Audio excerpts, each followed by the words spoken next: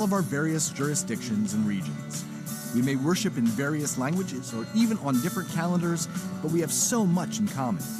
Come get to know someone new and see how they're living out this Orthodox faith in another corner of the world.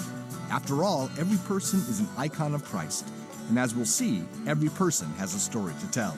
If you have a question for tonight's guest, we invite you to call in and join the conversation at 1-855-237-2346. That's 1-855-AF-RADIO. Now, here's Elisa. It is Sunday, March 31st, 2024, and we are live on Ancient Faith Radio. Happy Easter to everyone who celebrates the resurrection today. Christ is risen. And to those of us who are just working our way through Great Lent, happy second Sunday of Great Lent. Welcome to Everyday Orthodox. I'm Elisa Bielatich-Davis, and we get together here every Sunday night on Ancient Faith Radio to meet another everyday Orthodox Christian. And you know, we are very divided up. We Orthodox in the United States and in Canada, and we are divided into various jurisdictions. We worship in different languages. We are on different calendars, as Easter today highlights. And, there's just, I feel like I have probably had Orthodox people living down the street and not known it because they worshiped in a different jurisdiction. You know, we don't meet everybody, even in our own town, let alone in our state or our region or this country. So I think it's a beautiful thing to get a chance to get to know one another. And, you know, we're real slow about Orthodox unity. We don't have just the one church here in the United States. But the truth is, real unity is not about which bishop you're answering to or or what language you're worshiping in. Unity is about knowing one another and loving one another. And so I figure that's what we'll do here. We'll just work on Orthodox unity by getting to know each other. And, if you don't know any Russians, maybe you'll meet one here, Romanian or whatever, and we'll all get to know each other. So tonight we have a wonderful guest. If you decide that you would like to call in, you are welcome to do it. The number is 1-855-AF-RADIO. That's 1-855-237-2346. We don't get a lot of calls on this show, and that is really okay because we are just talking about people's lives, and you never know what they're going to say next, so you don't know what to ask about. I get it. But if you do want to call, Matushka Trudy Richter is right here. She's engineering the program. She's taking your calls. We are streaming live on the Ancient Faith Facebook page. We stream live with video on YouTube. If you're ever curious about what our guests look like, you can peek in on YouTube and find out. We also, of course, are on the Ancient Faith app, the Ancient Faith website. We're all over the place. And the show is recorded, and you can find it in our archives. Okay, without any further ado, tonight we're talking to my friend Eleanor Herman. Now, Eleanor came to the Ancient Faith Women's Retreat, and we were hanging out, and I was like, okay, you're just going to have to come on the show, period. In fact, really, I kind of just made friends with all of the women from this church, from Christ the Savior in Harrisburg, Pennsylvania, because they're all just fantastic. So, don't be surprised if slowly I just work my way through everyone at Christ the Savior. But so Eleanor is from Frackville, Pennsylvania. And if you remember, we talked to Marie Reba earlier this year, and they are cousins. And we were saying how great it was going to be when Eleanor came on. Well, we were right. So they grew up in Frackville. Marilyn went to the Holy Ascension Russian Orthodox Church growing up. She has a brother. She went to Penn State. She's been working in banking. She's married. She has 2 boys, one of whom has passed away. May his memory be eternal. And we're going to be talking about that. We're going to be talking about all sorts of stuff. And as I said, now she's at Christ the Savior in Harrisburg. She's served that parish actually in a lot of ways. She was in the choir. She was in the Sunday school teaching. She bakes prosphora. She's greeting people at the door. She's the financial secretary. And actually, very interestingly, she's a member of the Lilly Endowment Foundation. And if you do any work with philanthropy, you've probably heard about the Lilly Endowment. It's pretty neat. So we might talk a little bit about that. But without any further ado, welcome, Eleanor. Welcome to the program. Thank you so much, Elisa. It's a pleasure and an honor. I'm humbled to be here tonight. Oh, I'm thrilled to have you here. And thank you for sneaking off on Easter. Those of us who have Protestant relatives are all like, guys, I'll be right back. I'll be right back in an hour, I promise. But so thank you for that. But so Eleanor, tell me, how did your story begin? I know you were in Frackville. What was Frackville like, and what was your life like? So, growing up in Frackville, a small coal town region, northeast Pennsylvania, a lot of diversity in that region. There were Russians, Ukrainian Catholic, Lithuanian, Irish. It was a big melting pot because long ago people were miners and they located to these communities. So grew up in a small area. I'm the oldest of two children. I have a younger brother, George, who's 3.5 years younger than I am. We grew up very close to Marie and her family. We lived about a block and a half from each other. And not unlike many other people that live in a small community, we were really in each other's lives a lot. But what a blessing it was, because she was my sister, her sister was my sister, my brother was their brother. You know, there was just that closeness. And certainly a big part of that was our church. And while I often say to people, as I listened to you and Montes Trudy talk earlier, I'm kind of jealous of those individuals who converted to Orthodoxy, because as a cradle born, sometimes you take it for granted and you don't always know the same things that others know. So when I go to the retreat, which was such a blessing and it was amazing, and I highly recommend it to anyone to attend, you just go, wow. There's so much more for me to learn. And how awesome is that? Yeah, isn't it beautiful? But that's the thing about Orthodoxy, right? Like, just there's always more to learn. I had a priest once who told me it's like a puzzle and God gives different pieces. And that way there's always a reason to go meet somebody. Oh, that's so nice. Absolutely. That's so nice. I couldn't agree more. So growing up in Frackville, again, very close family. My parents were not both Orthodox. My mother was Orthodox. My father was Protestant. But I don't think he really would have known, because Daddy always fasted when we fasted, and he kept the holy days as we kept the holy days. And my mother could have converted him, but never did. She always said she respected his family, his mother and father, and the love they had for their church, that she couldn't do it. She felt that if he wanted to, he knew he was welcome to. So, you know, growing up, we got to experience my father's faith as much as we did ours. So while we attended Holy Ascension and we were baptized there and went through our first Holy Communion and attended, we also had the opportunity occasionally to go to our dad's church and kind of experience that. So yeah, it was kind of neat. That is neat. It's really neat that he fasted with your mom. That is really, that's really sweet. That's neat. So what really kind of church was his church? His was a Methodist church. Okay. So he was Methodist. And so when I was a little girl, because I was always in church with my mother and she sang in the choir, so naturally I would go along with her to the choir, and I was there every week. So after a while, I knew the routine. So the one Sunday I said, Mom, I'd like to go with Daddy today. And she said, okay, so she kind of prepped me. She said, it is going to be different. However, there's a couple of rules. When you go into the church, you make the sign of the cross. You bow toward the holy altar, and you stand when they stand. And I'm like, okay, I can handle that. Like 5 years old or so. So I go along with Daddy and we go into church, and I'm sitting there and I'm looking, and I lean over to him and they talk about how I asked what that big noisy machine was in the front of the church, the organ. I was like, what is that? We don't have that in our church. Yeah, it's an organ. So it started to play, and I think it startled me. So the service goes on, and it comes time for communion. And my father leans over to me and he goes, you stay here, honey. I said, where are you going, Daddy? He said, for communion. So he gets out of the pew, and I hesitate. I'm like, it's communion? I better go. So out I get. So Elisa, I go up. Now, in the meantime, I have cousins who are about 7 and 8 years older than I, have not been confirmed, so they could not go to communion. Of course, I was confirmed.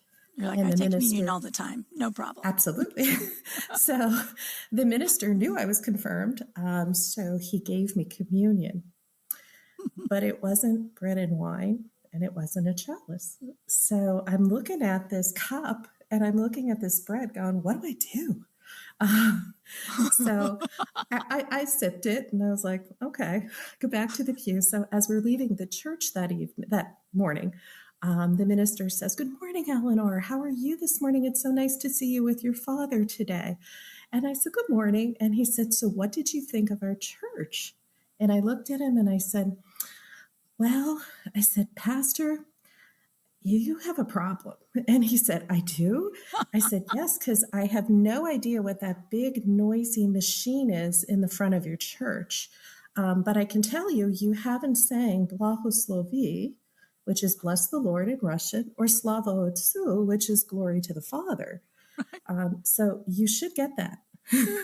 And then I said, and then I said to him, "And by the way, you're missing the chalice." I'm 5 years old. I mean, I went all the time. My mom explained things, and he said, "Well, it's different." I said, "And you don't have bread and wine. So it's a little weird." I said, "I probably won't come again for that." Yeah, so they laugh about my experience. So then, of course, my cousins are super angry because they're like, "We're here every week, and she comes once, and now she's receiving." So, of course, my father had to have a conversation with me on the way home, and then my mother did, explaining the differences, and that when I go with Daddy, when it's time for communion, I make the sign of the cross, and I just sit in my pew. And I said, "Don't worry, I don't like it." No problem. No problem. No interest in this. Oh, but I must say, you know, being raised in a mixed environment, and seeing the love that my father had for his faith, and he was so devout, and respected us, so it didn't feel different, you know. Yeah. It's just what it was. Beautiful. Well, and I think it is true. I mean, what's really inspiring is to see that both of your parents are faithful and that both of your parents love God so much. They love their church. They love each other. Like, you know, I feel like for a kid, there's just not a problem there, right? It wasn't. They're just, I think it's different if like one of the parents maybe is atheist or dislikes the church, something like that. But if they're both enthusiastic Christians, you know, it kind of makes sense. Yes. Oh, that's Absolutely. neat.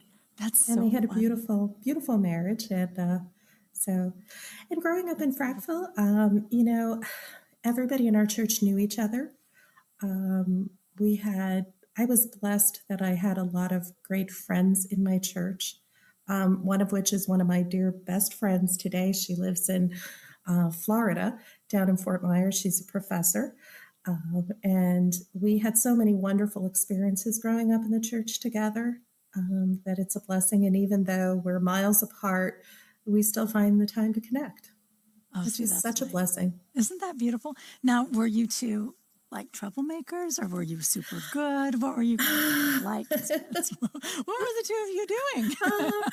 So, you know, we always joke because, you know, growing up and being a cradle Orthodox at a time when perhaps our priests and perhaps those that led us may not have had the knowledge like today.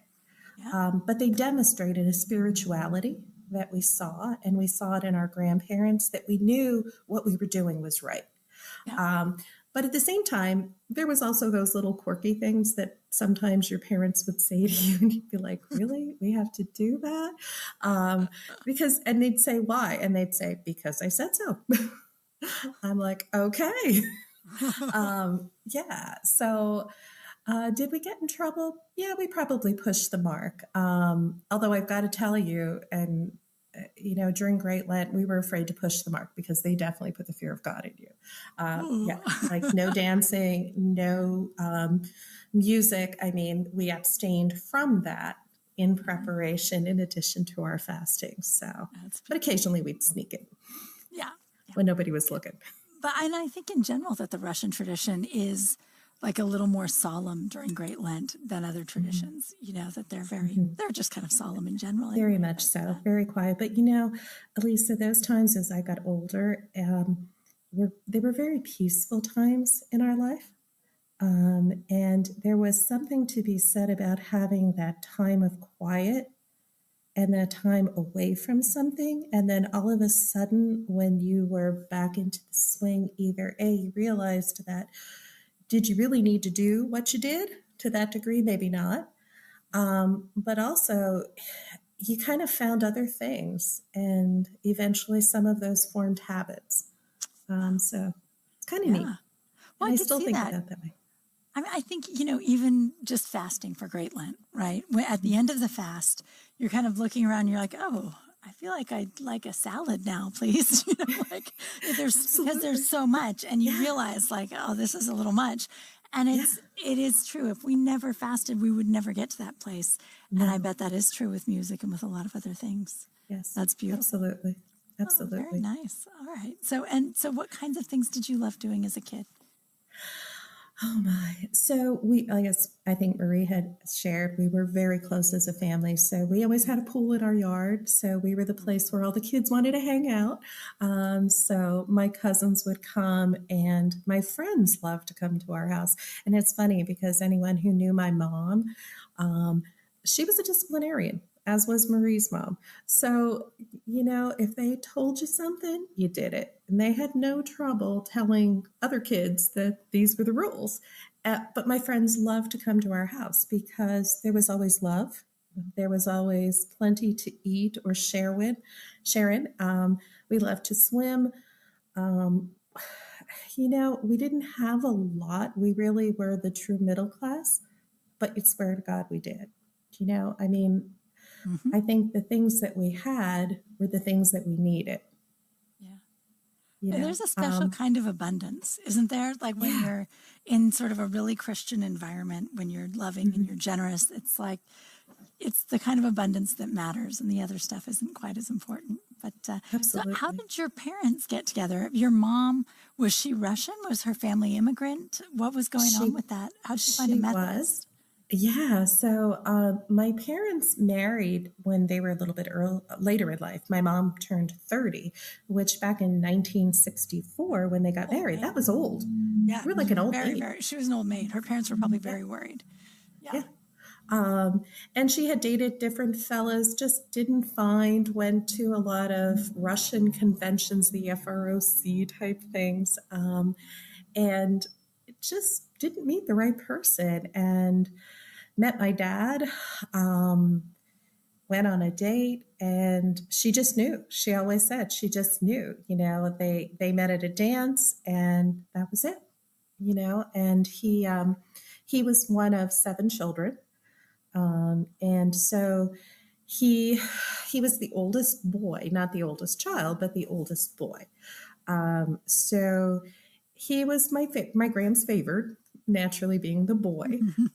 So it was a transition for my Gram to kind of accept and understand that he was, in those days, you married into your own faith. You really didn't step outside. So that was an adjustment. Yeah. But I always said I wanted to have a relationship like my parents had. They didn't flaunt their love, but you just felt their love. I just knew there was something special, and I'm like, I want that. And I remember my mom telling me, she goes, I told your father when we got serious that if we're going to get married, we get married in the Orthodox Church. And if we have children, they are going to be Orthodox. So there was kind of like no give and take. And my dad, of course, was like, that's perfectly fine. But at the same time, she also said, but I do respect all faiths. So no matter what church, and she raised us like that, even till today, no matter what church you walk into, you make the sign of the cross and you bow and you show respect, because that's what we do. And when the Lord's Prayer is said, you stand, even if everybody else sits. So, it's just, I don't know, it was just second nature. And of course, growing up close to Marie and her sister Barbara and my aunt and my Uncle Bob, who, my Uncle Bob, I think Marie shared with you, such a man of faith. I had those people as my inspiration too. So, but we had fun too, Elisa. Our families had fun. No doubt about it. They liked a beer. Lent was fasting, but when Pascha came, They had their beer, they enjoyed their time, and so it was all That's good. beautiful. That's All good. awesome. So that's why, so when you decided to go to college, you stayed kind of close to home, right? Like how far were you? How far away were you? So I commuted to Penn State. I was fortunate that there was a satellite campus because I knew so I was a pretty shy kid growing up, Elisa, really shy. I was blessed to have great friends, not only in my church, but also in my school, who were raised by parents who had rules. And, it made it nice because I was more of a follower than a leader. I was quiet, which is really hard to believe today. It is a little hard to believe, honestly. It is. It is truly hard to believe, but I was really quiet. And then I think I came out of my shell after high school, and you're getting closer to 20 and 21, and you're realizing, you're finding your own identity and who you are and so forth. So, and I was a homebody, again, being close to my family. Plus, I wanted to be able to work and go to school. And I was afraid I'd get lost in too big of a campus. So, yeah. That makes sense. That makes a lot of sense. So it worked for me, That's good. That's very good. Well, and I think it's always, well, not always, but it's often a sign that you really love your family in your home. If you don't want to, if you don't have that urge to just get out of there, it's, it's kind of nice. It's a good sign. Yeah. So, Marie and I talked about it. Oh, how did I meet my husband? No, wait, don't jump ahead. What did you and Marie talk about? Because I would have to say Marie and I were more the homebodies. Where like her sister Barbara wanted to go away to school. My brother was a homebody, but he kind of did his own thing too. But her and I were definitely the homebodies. We liked that. We liked being close to home. Oh, that's great. Okay, so how'd you meet him? How'd you meet your husband? How did I meet my husband? So actually, I met my husband my early 20s because I was married at 27, turning 28, and he was 30 when we got married. So I met him in my early 20s when I was still having a great time, going out to nightclubs, bars, dancing, meeting lots of people, just living life to the fullest. So I was kind of like, yeah, okay, there's that guy, no big deal. So it actually was like quite a few years later, probably when I was about 26 or so, 25, 26, that we started to date. And it was just kind of going in the same circles of friends and actually having similar friends. So naturally, the nice thing about that is you can always ask a friend about who's this guy, what's he like, and I'm sure, Elisa, in our day, as I'm sure yours, people weren't on, they weren't on their phones, they weren't using the technology. So you had to talk, you had to get to know someone, Right. and you found out about people. So so we kind of reconnected, started to date. And I think it was probably about a month of dating. My brother told me that my father told him, well, you better save your money, George. And George goes, why? He goes, she's going to marry this guy. And he's like, what? Because I did have a lot of boyfriends. I mean, at least a lot. But I would get bored. Like I'd date somebody for a month or two and I'd be like, nah, I'm bored. Moving on. But there was just something about my husband that was just really special, and we just connected. And my father saw it right away. And he's like, save your money. Your dad We're going to have a wedding. It. Oh, that's neat. That's really neat. That's beautiful. How long was it before you two got married? So we were married, I was 27. So we met in 92. And October of 92 that we started dating officially, and we were married May 29th of 94. So we're coming up on 30 years. Wow, that's amazing. Yeah, you're coming right up on it next month. Very close. Great. That's great. Very close. Oh my gosh. Yeah. And so is he Orthodox? Tell me about him. What's the story? So he is not. He was raised in the Lutheran faith from a wonderful family. I have amazing in-laws. I had lost my parents when my youngest was 6 months. So I really relied on my husband's parents. But from the day I met my husband, we dated, we got engaged, got married. They were just wonderful to me. I mean, I can't explain it, Elisa. I mean, it was like I was always a part of their family. I think my father-in-law greeted me on our wedding and said, I now have a third daughter. And I always felt that way, and I still continue to feel that way. And certainly after I had lost my parents, it was such a blessing because they were just there. We could always count on them. Isn't that great? So I didn't force him. I didn't want to. I feel it's a choice. And because his family was practicing and he was raised in his faith, I feel that's a choice he has to make. Mm-hmm. Yeah. But I also just like your dad, right? Like your dad and your mom. I mean, it's kind of the same story again. That's neat. Same dynamics. Yep. Yeah. But I said the same thing that my mom said to my dad. Listen, well, actually, I told him, I'm 26 years old. And if you don't know within a year how you feel, I'm moving on. I knew how I felt. I've dated people before. I've gotten bored. I'm like, you know what? I said, we can be great friends, but I'm not just sticking around at my age if you don't know what you want. Yeah. And then I think I took him by surprise. And then, of course, he said to me, and then I ended it with, and by the way, I'm Orthodox, and we do get married in the Orthodox Church, and any children we have will be raised in the Orthodox faith. And he's like, okay. He didn't know what Orthodoxy was. Right, you're like, you have no idea what you're getting into, but I'm going to hold you to that.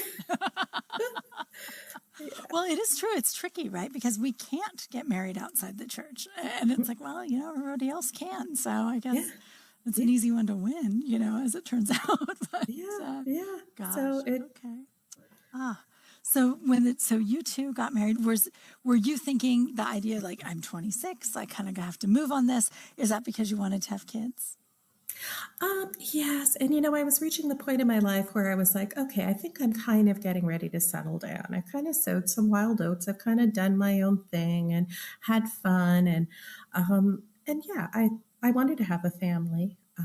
And I wanted to I wanted to have the same relationship my parents had. I wanted someone who would love me unconditionally. I wanted someone who would respect me for who I was, and I wasn't perfect, and I knew that, and I told him that. I mean, he saw my flaws, but and we just connected, and that's beautiful. So, do you feel like you found what your parents had? Do you feel like you have a similar relationship? Everyone's different, right? I mean, you're not your mom; he's not your dad. No. But do you feel like you have the elements that you really wanted? Mm-hmm.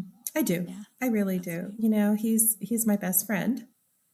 He's the person I can tell anything to. I can be myself around him, and he with me. He's one of the most honest people you're ever going to meet. Sometimes too honest for his own good, because he can get himself in trouble when he says things. Yes. But I always said, I never had to worry that Kevin would leave me, because I think if he had an affair, he'd probably come home and tell me, because he, the minute he comes in from work and I'm done work, he's like, okay, Al, we talk about our day, whatever was happening. So I would picture him, if he ever did that, saying, oh, by the way, let me tell you what happened.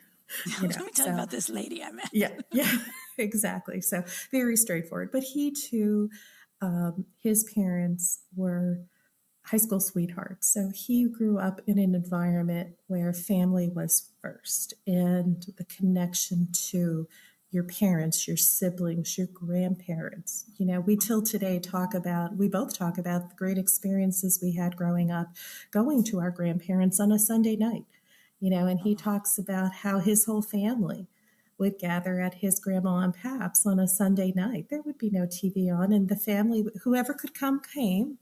But they were together, and they're just great memories. That's beautiful. So I love that. All right. Well, so we are going to take a very short break. We will be right back with Eleanor Herman. Just to remind you, you're welcome to call in if you like, 1-855-AF-RADIO, 1-855-237-2346. We'll be right back. Everyday Orthodox with Elisa Bielatich-Davis will be back in a moment. Give Elisa and her guest a call at 855-237-2346. That's 855-AF-RADIO.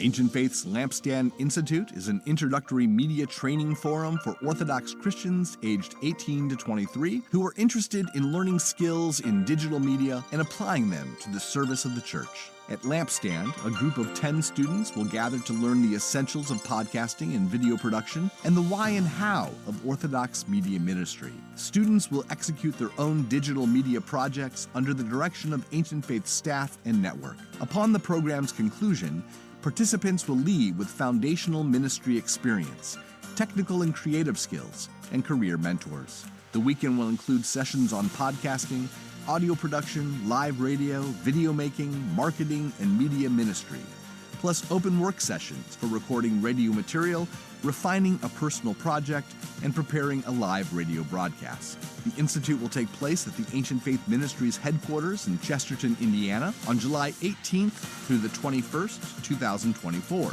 Programming will begin Thursday, July 18th at 6:30 p.m. and conclude with Divine Liturgy and lunch on Sunday morning. For more information and to apply, please visit ancientfaith.com.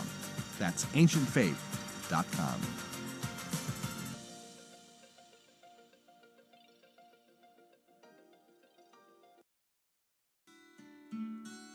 We're back with Everyday Orthodox with Elisa Bielatich-Davis. Do you have a question for Elisa and today's guest? Call in now at 855-237-2346. That's 855-AF-RADIO. Here again is Elisa. And welcome back to Everyday Orthodox. We're here tonight with Eleanor Herman. And we were just left off where Eleanor and Kevin met and got married. And so tell me, did you two live in Frackville? What were you doing? Where did you live? So when we first got married, my husband, we moved about 40 minutes south of Frackville to a town called Orwigsburg. My husband was working in Reading, Pennsylvania. I was working in Pottsville, Pennsylvania, so it was just it was a nice point. Plus, we both agreed, while we love our families, and it actually was my mother's advice, you need to kind of not be in each other's backyard. You need to have your time. Her famous line was, there's only one cook in a kitchen, so you don't move everybody in with you. I feel so like we took that generation of immigrant Orthodox people said that so much. There was a lot of concern about how many cooks were in the kitchen and how many should be. I feel like that's so great. Yeah, absolutely. But I think she's right? Don't you think? Was it a good thing to get that time and space to really form your own little family together? It was because it allowed us to have our place. We were making new friends in the community that we lived in. I mean, certainly we had our families, which we grew up with, that we continue to be close with. And we could go for Sunday dinners to either family, which we were always invited to a Sunday dinner. So it was nice. I can't tell you, I think I was married 5 years before I made a roast. Because every Sunday, I mean, with the exception of Lent, we were at somebody's house for dinner. So that was kind of neat. Didn't have to worry about cooking. Yeah. That is great. And so you were out of school by then. Were you working? What were you doing? I was. Oh, you were in Pottsville. I was in Pottsville, yeah. So I was managing a bank. The bank I still work for today. It had been acquired by other banks, but I was a branch manager in that area. My husband worked for a company called Dana Corporation. He was a welder. And he did that until the company was closing, and then he had the opportunity to go back to school. So it was at that point that we then made the decision to kind of downsize because where we lived was a little more expensive. So we wanted to do some practical things. Yeah. So we did. Oh, that's great. And so what did he study when he went to school? What kind of... He became an electrician. Yeah. Oh, nice. Yeah. Nice. So he works for the state of Pennsylvania now, over at Fort Indiantown Gap. Yeah. Oh, neat. Okay. Yeah. All right. And so I guess did you guys decide to have kids, or were you surprised and blessed with a child? That worked out. We just kind of let it happen, but we both wanted children. I mean, there was no doubt that we both. So we were pretty excited when we got pregnant, and we did not want to know the sex of the child for our first one. We wanted the complete surprise. So we just kind of, we were just like, you know what, whatever God blesses us with is what it's going to be. Mm-hmm. So we had names picked out for a boy and a girl. Oh, wow. Which was kind of cool. What would it be if it had been a girl?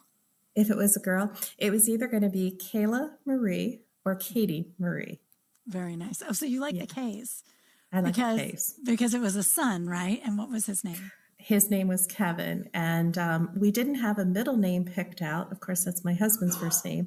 My maiden name was Thomas. So after he was born, my husband said, let's name him Thomas. Let's give him Thomas as a middle name. And in my father's family, that's a huge honor. Like a lot of the Protestant people utilize family names. They carry them through the generations. So it's an honor when you take on someone's name and continue to pass it on. Absolutely. Absolutely. Well, that's part of Russian tradition too, isn't it? With the patronymic and absolutely. It's always neat to have a family name like that. That's beautiful. That is beautiful. It was really nice. And I hadn't even thought about it because I was thinking John, I was thinking George, and he's like Thomas. And that was it. I was like, okay, Kevin Thomas it is. Of course. Yeah, it works. It works. Oh, that's beautiful. That's beautiful. And so how was it being a mother the first time? Loved it. I loved it. Yeah, I loved it. He was, so he was born in February of 96, full gestation. It was just super exciting being a mom, nervous, but I was blessed because my mom wasn't working at the time and she would come down and help me with the baby. That was going to be my next question. With your wonderful big families nearby, I bet you had a lot of help. And you had the family around. I did. And I had this sweet Italian woman who lived in our development, and her husband, her family, they owned a pizza restaurant, a very successful Italian restaurant. So once a week, her husband would make me something for Kevin and I, amazing Italian food. So we loved it because he'd come and knock at the door, or she'd call me and say, and she was broken English, you bring baby over to see me. And I'm like, yes, I will bring him over to see you. And so they were just great people. Oh, that's beautiful. Yeah, I love that. Great people. I love that. So was Kevin baptized in your home parish or where? He was. He was baptized in our parish in Frackville. Yes. So my mom was very adamant about, babies should be baptized within the first few weeks. She didn't believe in waiting too long because you want to take them out among people. So she felt you wanted to get them baptized. So he was baptized 2 weeks after he was born. Oh, wow. Yeah. So honestly, I kind of wish I would have waited a little longer, at least a month, because it was overwhelming. And after he was baptized, that following Monday, I was very ill and I went into the hospital. I ended up with a very severe infection. Actually, it was like a ruptured abscess behind my uterus. Yikes. Yes. So it made me very sick. So painful. It was worse than labor. So I went through that as a new mom. So it was an adjustment, needless to say. So I was in the hospital for a good week, coming into the first week of Lent. So had surgery. And then, of course, when I finally could eat something, the first thing they served me is chicken. And I'm like, I can't eat this. It's Lent. You just had a baby. I know. And my mom's like, just eat it. Right, exactly. It's like, you are in the hospital. All hospital food is fast friendly. Absolutely. None of it tastes good enough to be a luxury. Absolutely. You're right. Oh, so it was overwhelming though. It really was. You've still got the hormones going and this is your first time out and you must have been freaking out even just to be away from him for a week. I was. It was horrible. I remember calling my husband and saying, who's at the house? Because he would literally go to work, come to the hospital to see me and go home. And I'm like, bring the baby. And the hospital's like, no. You cannot do that. You are sick. You need to recover. You need to get healthy. You just had surgery. It was awful. And so I didn't want anybody coming to the house unless it was my mom and dad or his mom and dad. And of course, we had really nice neighbors. So they were stopping in with food. And I'm like, don't let them hold my baby. He's my baby. And I'm not there.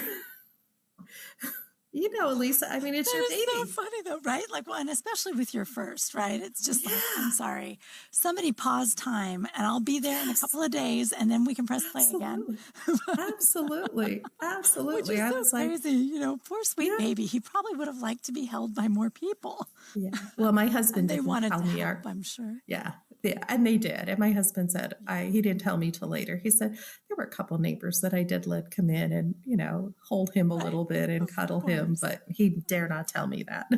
That's so funny. But I mean, I do think we really are kind of out of our minds with hormones those first few weeks. Mm-hmm. And, it's just inevitable. And then you add some stress like that. But so after those first couple of months, were you recovered and well, or did you have ongoing struggles with that? No. Once the surgery was over, once I was mended back to new, I felt great. I think I was one of the few people I knew that, because usually they tell you when you go through those mother classes or birthing classes, don't expect to get back to your skinny jeans quick. Well, I was so sick that I lost so much weight, I went back really quick. So that was the only plus side of getting sick, was I got back to the skinny jeans pretty quick. I guess, yeah. But it extended my maternity leave, which I was very blessed for, because I felt like then I could make up that time with Kevin that I didn't have. Then I just focused on him. That's beautiful. That's beautiful. Thank God. That's very good. Yes. So then you headed back to work. Did your mom take care of him, or did you find a nice daycare? What did you guys do? Yeah. So when I went back to work, again, being fortunate that my mom stayed at home, she did stay with him. So she watched him for the first 2 years of his life. Oh, wow.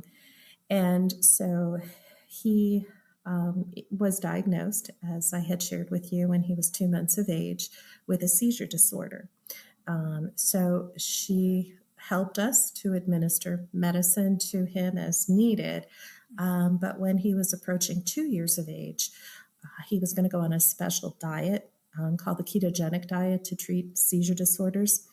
And that was one thing at that point, my husband and I talked, and I'm like, I don't want anybody doing this, because you're measuring food, in addition to balancing the shifts and the changes in medications for a seizure patient.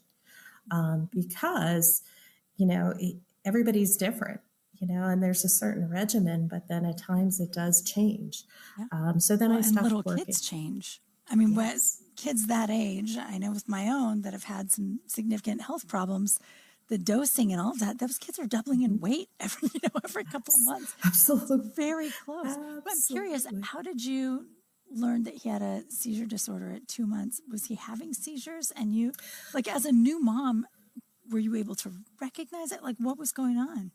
Yeah. So he had gone for his shots. And in those days, they gave the live pertussis shot. So it was the DTP. And when he had the pertussis, it was on Holy Thursday. I'll never forget.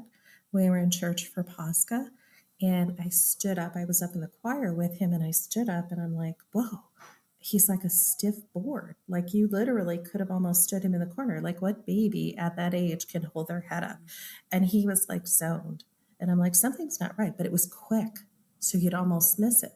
And then he just kind of look at me and go to smile, and I'd feed him. And a couple minutes later, the same thing happened. So there was this little series of episodes, and then it stopped. So I didn't say anything to my husband. I didn't say anything to my mom, or my dad. They had been in church with me until we got back to my mom's house for dinner. And I'm like, something's not right. I can feel it. Something just isn't right. And he had a couple episodes there. So called the doctor. Long story short, it kind of all started from there. And I asked the question to the doctor. I said, is it possible that this shot, and of course they shot me right down. And I said, look, I'm not looking to sue you. I mean, I consented to have his shots. I'm just trying to get my arms around what's going on. What 2-month-old baby has these episodes? So they said to me, well, when he has it, bring him in. So we would take him in. Nothing would happen in front of the doctor. So finally, my father-in-law said, listen, I am going to bring out our video camera, and I'm going to show your mom how to work it. and you guys film him and take it since they're not believing you. Yeah. But we finally caught it, filmed. They just thought you were goofy? Like they didn't? Well, the doctor said to me, it can't be a seizure. And I'm like, okay.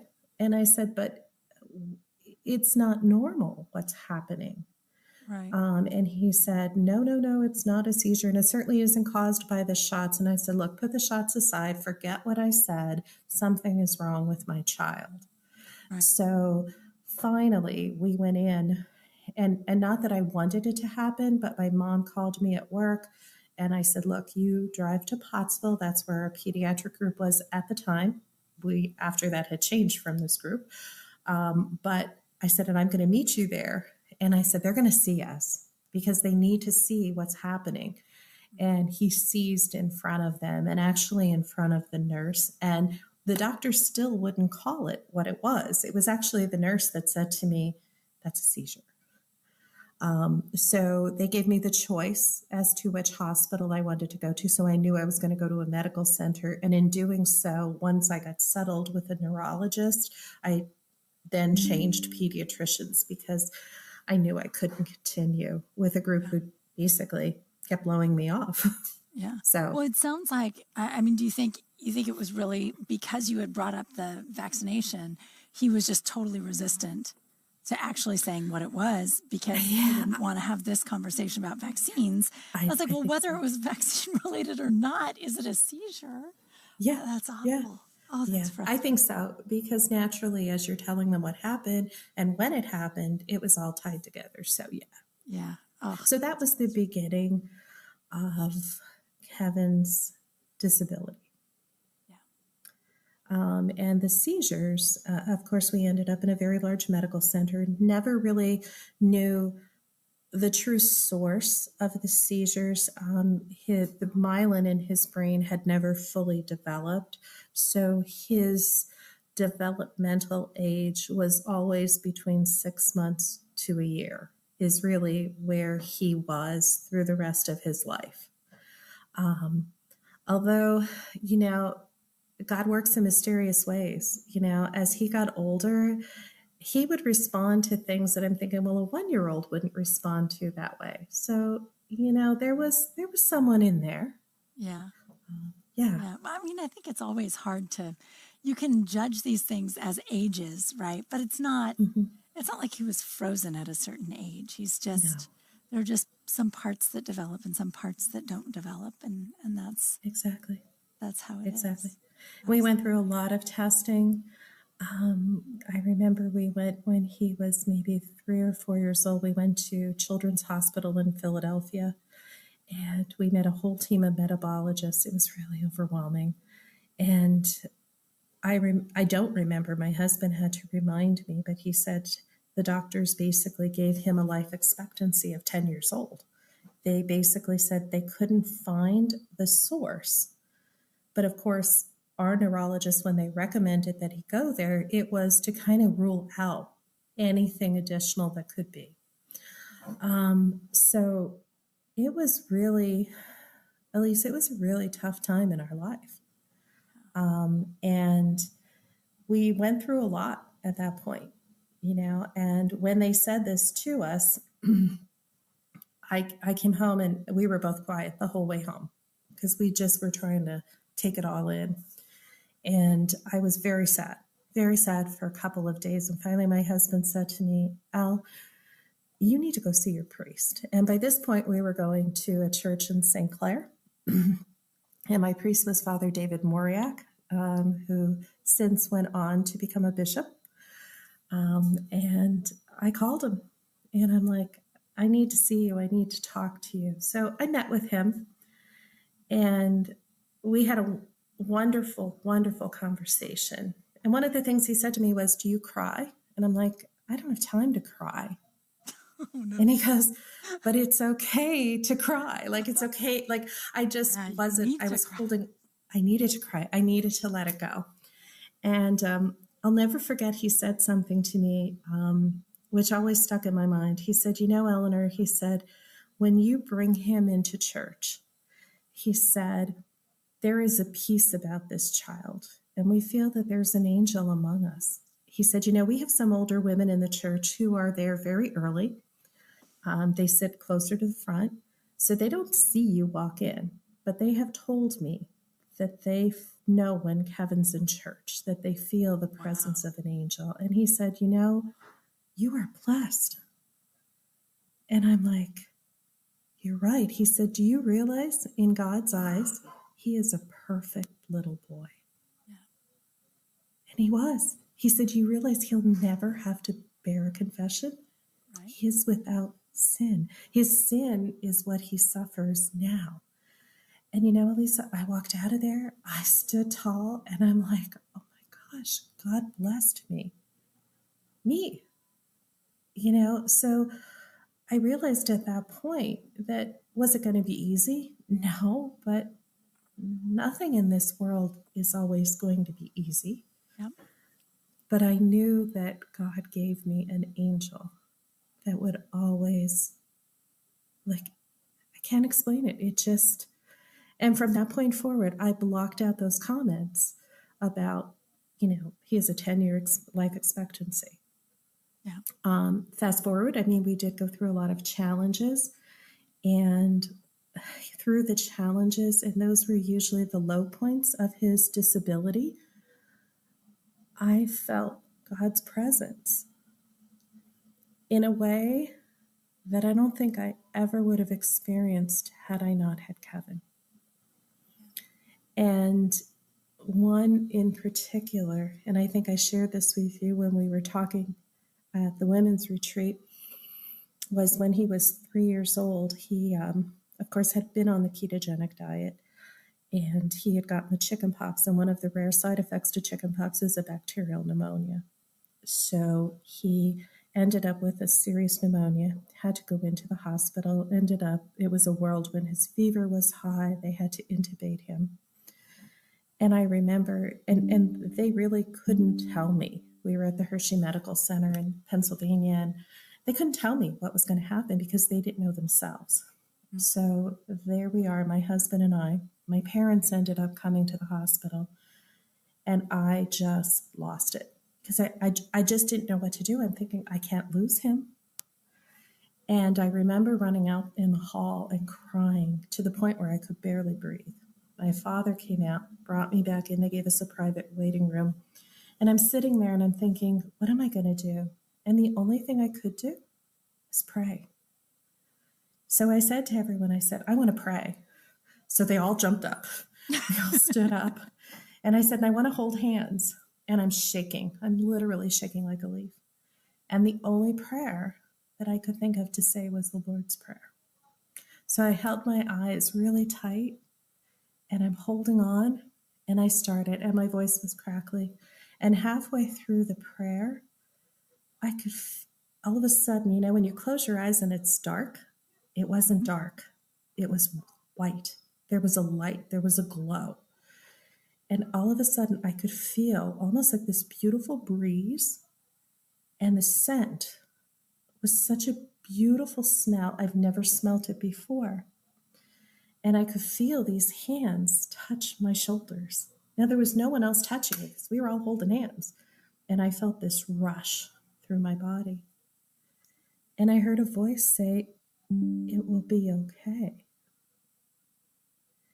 Now, what okay was, Elisa? I don't know. Yeah. But I knew at that moment, it was going to be okay. Yeah. And by this point, my voice changed. And we ended the prayer, and they're all staring at me because as I opened my eyes, I'm looking at them and they're like, what happened to her? And I said, I looked at them and I go, it will be fine because the Lord said so. So we sat down, and it wasn't too long after the doctors came in and they're telling us everything. And do you have any questions? I said, no. I said, is it okay if I bring an icon in? And they're like, absolutely. And I said, it'll be okay.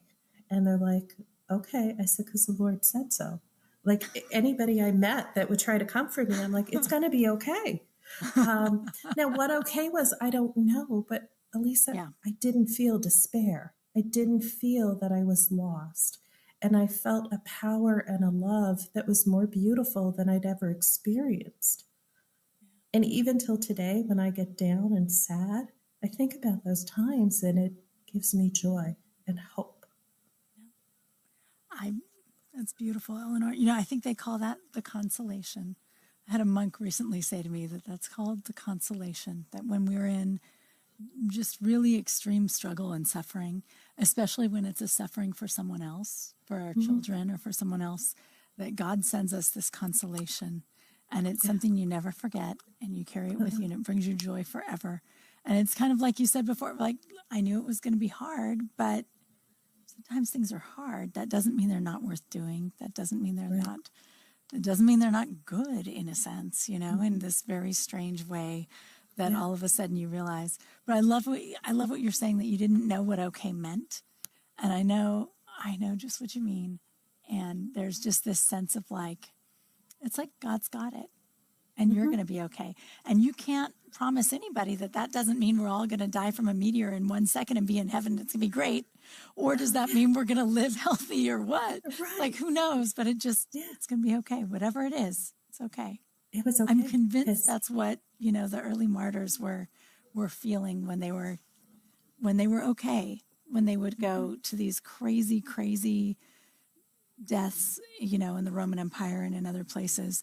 When people have that peace, I'm sure that's what that is, that it's just God telling them it's okay.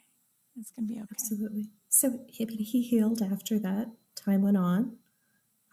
We ended up having a second son. I have a younger son who's going to be 21 in May, my baby, who is, thank God, healthy.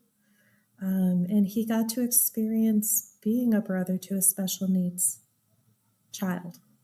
And that changes you. It makes you a better person, doesn't it? It does. He was, he didn't know life any other way, and he just adjusted. And, we wanted things to be as normal as possible. So that was always a rule. And now since that time, I was going to say, Kevin made it past his 10th birthday, didn't he? He did. Yeah. He passed away on January 17th of 2017. He would have been turning 21 that February. So 11 years greater we had him. God, what a blessing. It was. And he had the most beautiful passing that I've ever seen. I literally got to witness his true resurrection. And I just thank God that he allowed me to be his mom. And that I got to see, and I miss him, but I don't miss him in despair, because I know, and I saw, and what I saw was so beautiful. And he's okay, and you're okay. Yeah, I know he's okay. And I have a wonderful church family. I must give a shout out to all the people at Christ the Savior in Harrisburg. You do have a wonderful family. I've met a lot of them. I love them all. And we have an amazing priest, Father Stephen Vernack, who I have been blessed to have in our lives as well. And he's just a great person and a great priest and a great leader, and just the love of our parish. You can't imagine it. And when we were going through this with Kevin, and even till today, you walk into our church and you feel it. So you've got to come visit us. Oh, I'm gonna. I promise. Okay. Yeah. Oh, wow. Eleanor, thank you so much for talking to us about this. I know it's such a difficult subject, but it's so beautiful and it's so helpful, I think, especially, for anyone who's listening, who's kind of entering into a really difficult place, to understand that when we put our faith in God, that He reassures us and He carries us through, and that's so beautiful. And may Kevin's memory be eternal. May your parents' memory be eternal. Thank you. Eleanor, thank you so much for coming on the program. It's been beautiful. Thank you. Thank you for having me. And it's been a humbling and very happy time to be on with you. It was a pleasure being with you. Thank you. It's always a pleasure being with you. And I will see you next time I come to Pennsylvania, because for sure I'm coming to Christ the Savior, I promise. Absolutely. Just for our audience who might not know this, I've been saying when I retire, now I'm telling people I'm going to go to Harrisburg. They're like, I'm like, there's a parish there that I think I need to join. I love my parish now. It's just that Texas is really hot. But at any rate, all right. Eleanor, thank you so much for coming on the program. Thank you and for thank you having to our me. audience. Thank you guys for joining us. We'll see you next week. We'll be back with another Everyday Orthodox Christian. Good night.